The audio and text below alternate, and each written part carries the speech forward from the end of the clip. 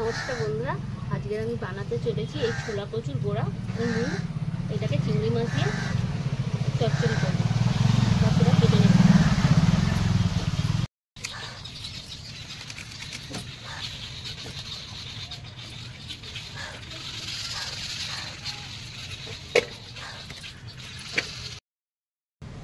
এই বন্ধুরা, কচুগুলো আমার কেটে ধুয়ে নিয়ে চলে এসেছি। এবার জলে সিদ্ধ করব।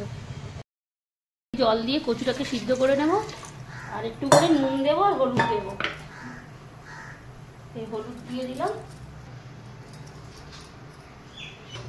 এই পরিমাণ মতো নুন দিয়ে দেবো। জলটা ফুটবে, তারপরে জলটা ছেড়ে দেবো। বন্ধুরা, কচুটা সিদ্ধ হয়ে গেছে, আমি জল ঝেড়ে নেবো। জল ঝেড়ে ফিরে আসছি।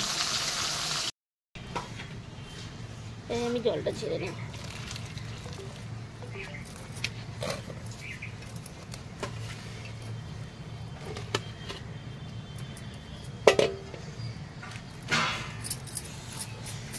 জলটা ঝরুক, তারপর রান্না করবে যাচ্ছি। আমার তেল গরম হয়ে গেছে, চিংড়ি মাছগুলো ভেজে নেব।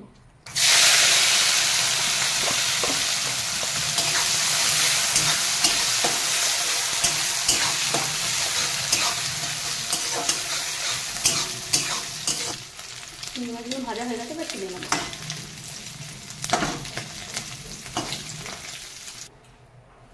আমার যে যে উপকরণ লাগবে, আমি ছোলা কচু সিদ্ধ হয়ে গেছে, এটা রেখে দিয়েছি।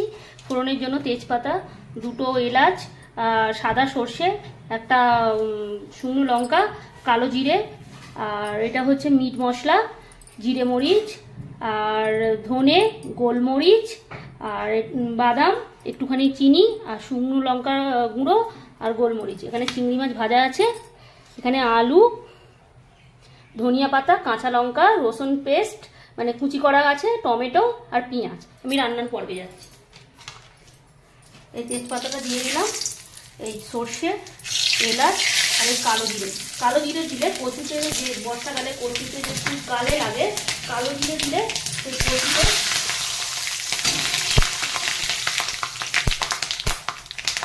লাগে কম। আর সর্ষেটা দিলে ভালো। পেঁয়াজটা দিয়ে দেবো, পেঁয়াজ, কাঁচা লঙ্কা, আর এই যে আমাদের রসুন কুচি। কচুর তরকারিতে রসুন কুচি দিলে ফ্লেভারটা ভালো হয়, খেতেও ভালো লাগে। আর এই যে চীনা বাদাম একটু ভেজে রেখে দিয়েছিলাম শুকনো কলায়, এবার এটা তেলের উপরে দেবো।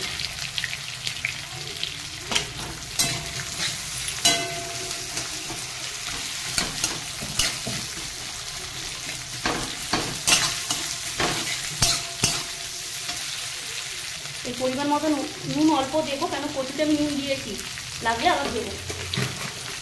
এই হলুদ দিলাম, অল্প দিলাম, কেন কচুতে হলুদ দেওয়া আছে। লাল করে একটু ভেজে নিতে হবে। এই সিদ্ধ কচুগুলো দিয়ে দেবো, ভালো করে ভাজতে হবে কালো জিরের উপরে, গালে আর লাগবে না।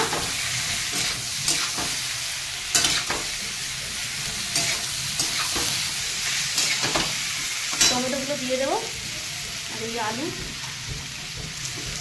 ধনিয়া পাতাটা কাটতে দেবো, ভাজা ভাজা করে নিই।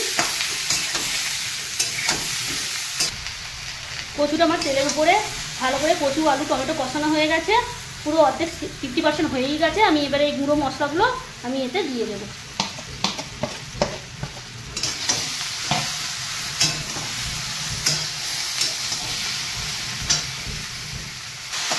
একটুখানি জল দিতে হবে, মশলাটা দিয়েছি,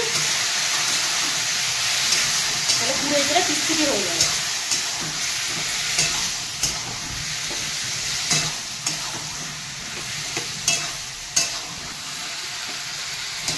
কচুটা আমাদের পুরো সেদ্ধ হয়ে গেছে, এবার নামাবো। তার আগে চিংড়ি মাছটা দিয়ে একটু কষিয়ে তারপর গরম জল দেবো। আর এই আমাদের ধনিয়া পাতা, আর নামাবার আগে একটু আমি সিদ্ধের মশলা দেবো।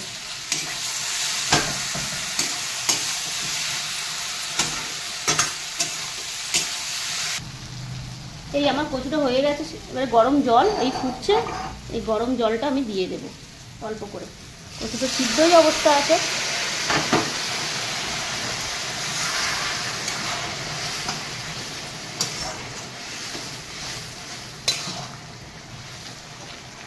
এবারে আমাদের যে চিংড়ি মাছটা এক্সেস ছিল সেটা আমি দিয়ে দেবো।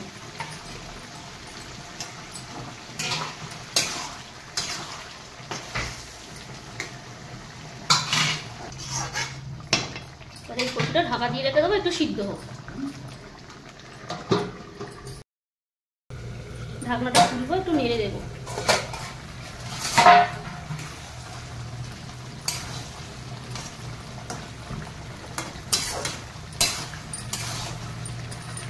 এবার আমার এই শিলের মশলা দেবো।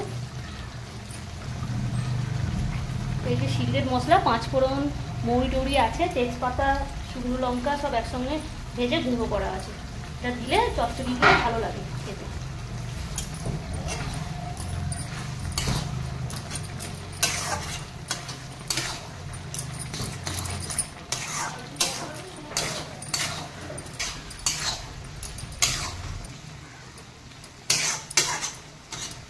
আমার কচুটা হয়ে গেছে, এবার নামিয়ে দেবো।